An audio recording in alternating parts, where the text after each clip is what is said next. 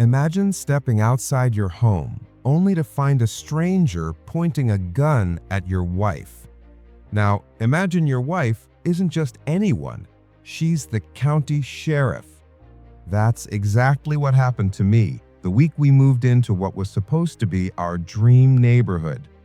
What began with sticky notes and helpful reminders from the HOA president turned into a showdown involving fake cops, embezzlement, and a courtroom drama that shook the entire community. Stick around, because this is one HOA story you won't believe actually happened. We moved into Willow Creek in early spring, a picturesque suburban neighborhood tucked between rolling hills and a quiet lake. The kind of place where the brochures boasted about safety, friendly neighbors, and a community built on trust. The houses were symmetrical, the lawns manicured, and the cul-de-sacs named after trees. It looked like paradise. Sarah, my wife, is the county sheriff. You wouldn't know it at first glance. She's calm, level-headed, and has a smile that puts people at ease. But beneath that warmth is someone who has seen every shade of danger and knows exactly how to handle it. We barely had time to unpack before Karen introduced herself. Karen was the HOA president, clipboard in one hand, a binder of rules in the other.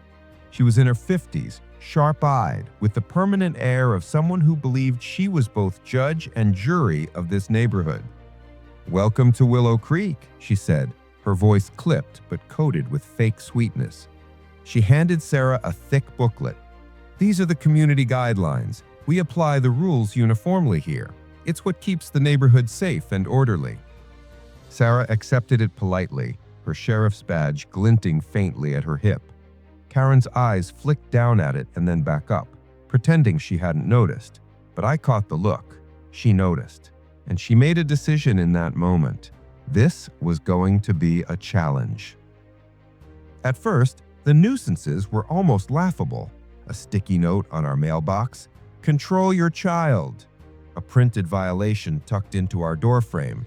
"Trash cans must be removed within 12 hours. Then came the posts in the community board, anonymous notes about unsafe scooters and rule-breaking newcomers. Sarah brushed it off. "We'll win them over," she said, but Karen wasn't interested in being won over. That's when Daniels appeared. Daniels was Karen's new security officer. He was broad-shouldered, built like a former linebacker, and wore a black uniform with a patch that looked suspiciously like a police badge until you looked closer. He had the kind of presence that made people straighten their backs when he walked by.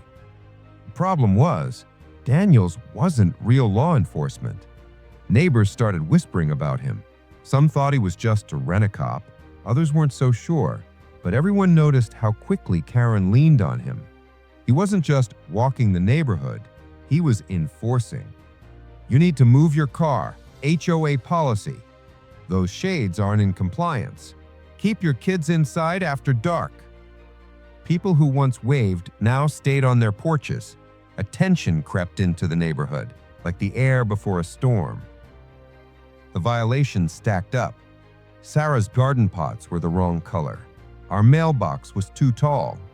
Even the way we stored firewood came under scrutiny.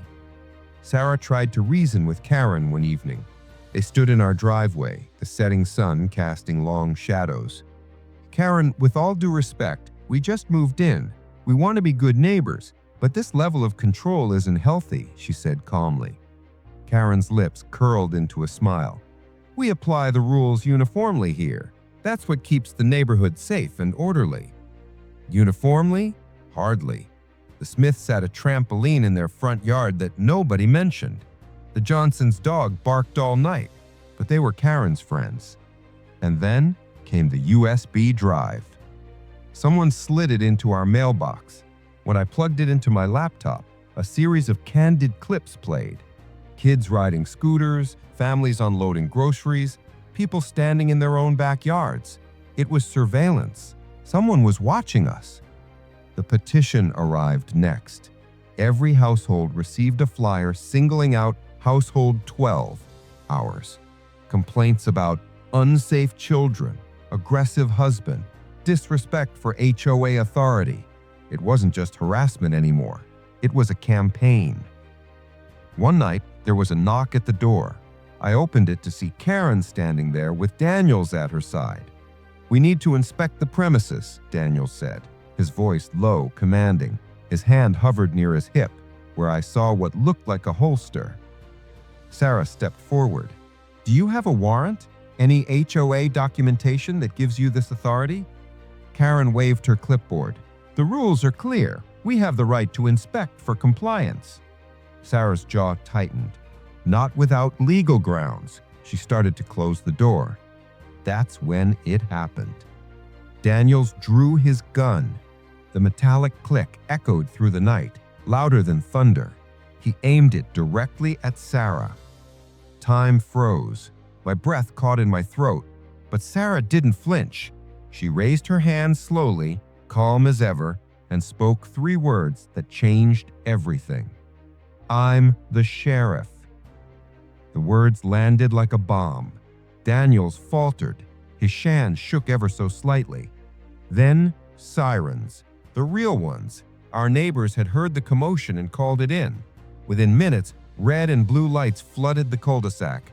Real officers poured onto the lawn. Daniels was disarmed, cuffed, and shoved into the back of a squad car before he could spin a story. Karen stood frozen, her clipboard clutched against her chest, watching her so-called enforcer disappear. The aftermath was chaos. Neighbors gathered in clusters, whispering, filming, asking the questions they'd been too afraid to voice. Who hired him? Why was he armed? Why does our HOA have a private cop? That night, an emergency HOA meeting was called. But for the first time, Karen wasn't in control. Sarah stood in front of the room, her voice steady. Daniels was an imposter. He has a criminal history, no law enforcement credentials, and he was paid with your HOA dues. Gasps rippled across the room. That's when Mr. Alvarez, a retired teacher with a habit of keeping everything, came forward. He brought boxes of old receipts, copies of checks, and past meeting minutes. Piece by piece, a picture formed. Security patrols paid to a shell company linked to Karen. Vendor contracts that never produced any work. Forged signatures on approvals and minutes. It wasn't just power tripping, it was embezzlement. Sarah did what she did best. She followed procedure. Chain of custody on documents, written statements from neighbors. Every dollar tracked, every fraudulent contract documented. The more evidence we compiled, the more people came forward. Stories of threats, harassment, and absurd fines. People who had paid thousands in violations that went straight to Karen's pockets. Then we got the email. A contact at the County Attorney General's office had seen our packet. It matched patterns in nearby towns. Fake security, phantom vendors, and HOA presidents pocketing money. This wasn't just a local scheme, it was bigger. A town hall was scheduled. The room overflowed. Karen sat stiffly in the front row, her smile brittle. But she was outnumbered.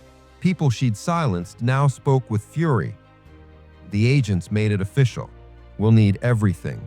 Bank records, contracts, witness statements. And then, the raid.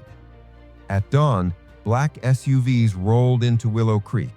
Agents in jackets with bold white letters fanned out. Karen's front door was battered open. Inside, they found everything. Ledgers, forged contracts, bank transfers leading straight to her private accounts, even emails coordinating payments to Daniels. The charges came swiftly: wire fraud, embezzlement, falsification of records, and conspiracy. In the courtroom, Sarah walked the jury through the evidence: the fake invoices, the shell accounts, the intimidation tactics. Mr. Alvarez and others corroborated: phantom security bills, landscaping contracts that never existed, signatures that didn't match. The defense tried to paint Sarah as vengeful, but the numbers told the truth. The jury didn't take long. Guilty. Karen was sentenced to years in behind bars, restitution, and a permanent ban from ever holding HOA leadership again. Daniels faced separate charges for impersonating an officer and assault with a deadly weapon. When the dust settled, Willow Creek felt lighter. For the first time in months, neighbors walked the sidewalks without fear. Kids rode scooters again. Sidewalk chalk returned. Potlucks were organized.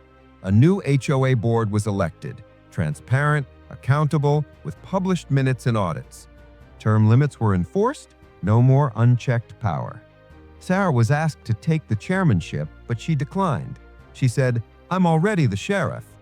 Instead, she accepted a spot on the oversight committee to make sure no one could ever abuse the system again.